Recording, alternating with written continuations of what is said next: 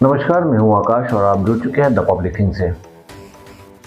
लोकसभा चुनाव को लेकर लगातार सरगर्मियां तेज हो चुकी हैं और इसको लेकर जनता और नेता के साथ साथ कार्यकर्ता अब विरोधाभास की भाषा बोलने लगे हैं। कुछ ऐसा ही मामला है सीवान लोकसभा क्षेत्र का। सीवान लोकसभा क्षेत्र से जदयू ने अपना टिकट फाइनल कर दिया है और यहाँ एक ऐसे प्रत्याशी को अपना कैंडिडेट बनाया है जिसे लोग नहीं जानते हैं। इस प्रत्याशी के नाम का फाइनल होने के बाद लगातार अब विरोध होने लगे हैं। विरोध कौन लोग कर रहे हैं ये आपको बताते हैं। विरोध कर रहे हैं जदयू पार्टी के एक बड़े नेता जिनका नाम राजीव शुक्ला है और प्रदेश में उपाध्यक्ष के पद पे हैं। सीवान के ही रहने वाले हैं, समाजसेवी के तौर पर हमेशा जाने जाने वाले हैं, हमेशा अपने विचारों को लेकर मीडिया में बने रहते हैं। उन्होंने साफ तौर पे ये कहा है कि इस बार जिसे टिकट जदयू ने दिया है वो पूर्णतः गलत है, वो कहीं से जायज़ नहीं है। इसको लेकर लगातार कार्यकर्ता विरोध कर रहे हैं और साथ ही साथ विरोध कर रही है जनता भी। आखिर ये विरोध क्यों हो रहा है ये पूरी बात जानते हैं जदयू के इस नेता से। वहीं दूसरी तरफ एक पुराने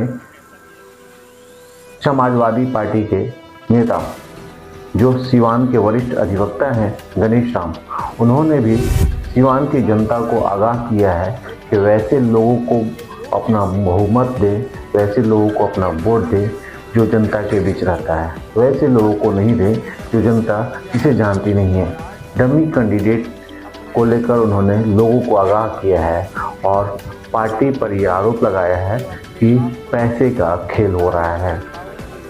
ये कड़वी सत्य है और ये सही बात है कि जनता के जब विचार के, जनता के बीच के रहने वाले जब नेता पार्टी के द्वारा नहीं चुने जाते हैं तो विरोध होना लाजमी है।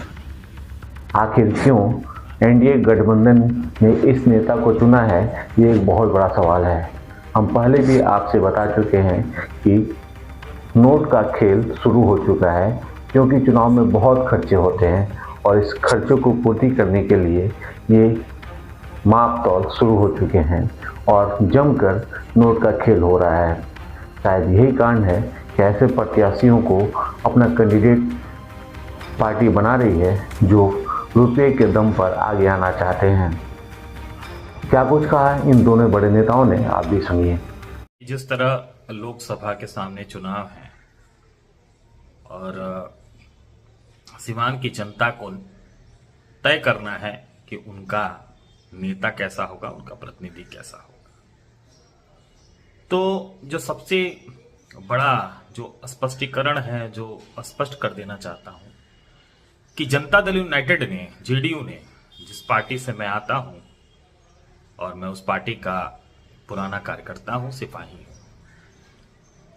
पार्टी ने एक ऐसे व्यक्ति को, एक ऐसी महिला को टिकट दिया है जिनका सीवान की राजनीति में कोई वजूद नहीं है। यहां तक ऐसा भी है कि उनके पति को लोग जानते हैं, उनका नाम तक कोई नहीं जानता है। तो मैं समझता हूं कि कोई आदमी काम कर रहा है और किसी आदमी को ला करके किसी को टिकट देके थोप देना, ये कहीं ना कहीं से बड़ा कार्यकर्ताओं के लिए बहुत उदासीनता का विषय है और जनता को, जो सीवान की जनता है, उसको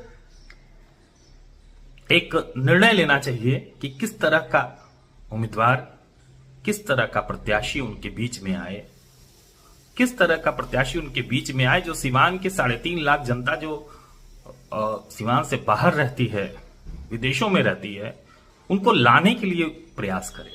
सीवान के जो बेरोजगार हैं उनके हित में प्रयास करे।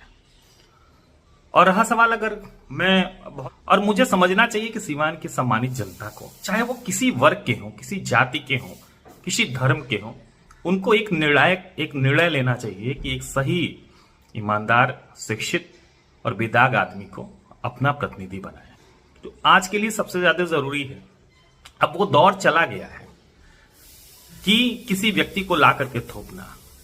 आज बहुत लोग चुनाव मैदान में हैं, जिनको मौका सिवान की जनता ने दिया, लेकिन उन्होंने कुछ नहीं किया। कुछ ऐसे भी हैं जिनको सिवान की जनता ने बार बार रिजेक्ट किया है। मैं किसी का नाम नहीं लेना चाहता हूं, लेकिन ये जरूर स्पष्ट कर देना चाहता हूं कि उनका उद्देश्य सिर्फ सांसद बनना है। उनका कोई विजन नहीं है, उनकी कोई दूरदृष्टि नहीं है, वो कुछ करना नहीं चाहते हैं। सिर्फ सांसद बन के रहना, ये मुझे लगता है कि कोई मतलब नहीं है उसका। मुझे सांसद या विधायक या जनप्रतिनिधि बनने का शौक नहीं है। मैंने कभी चुनाव नहीं लड़ा अपने जीवन काल में, लेकिन ये स्पष्ट है कि इस बार जो जनता अगर चाहती है, जनता अगर मुझे चाहेगी, मुझे अगर जन समर्थन मिलता है, तो स्वाभाविक है कि कहीं न कहीं मैं चुनाव मैदान में दिखाई दूंगा। लोकतंत्र का महापर्व शुरू हो चुका है और देश के सबसे ऊंचे सदन राज्यसभा और लोकसभा कहा जाता है, जहां आम लोगों के, गरीबों का किस्सा लिखा जाता है, जहां से लोगों के विकास के लिए योजनाएं बनती हैं और वैसे जगह पर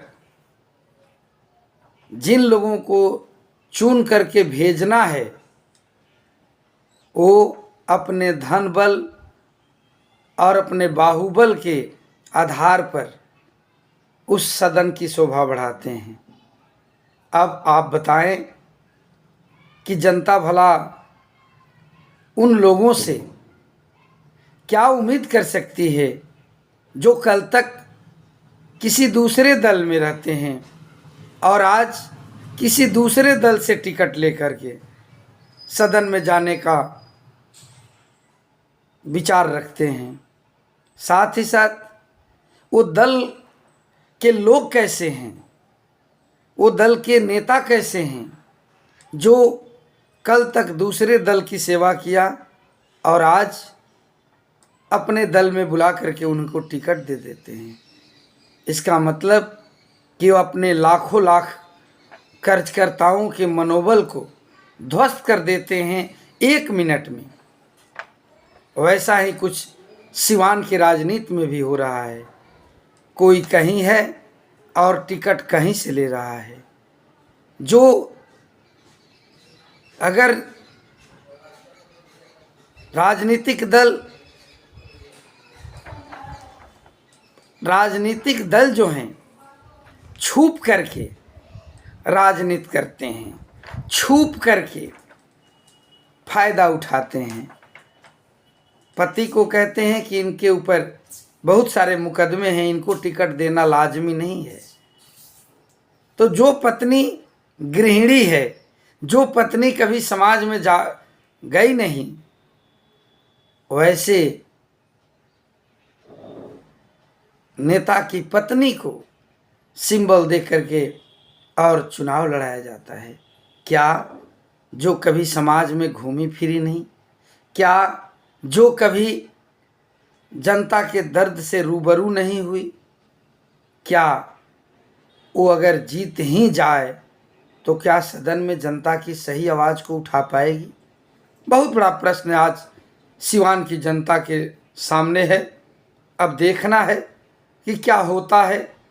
सभी के सभी दल आज अपने आप को टिकट बेचने में कोई कसर नहीं छोड़ रहे हैं और टिकट बेच करके अपने हजारों हजार कर्जकर्ताओं के मनोबल को, अपने हजारों हजार कर्जकर्ताओं के इच्छा और अरमान को दमन कर देते हैं। ये जनता को विचार करना है।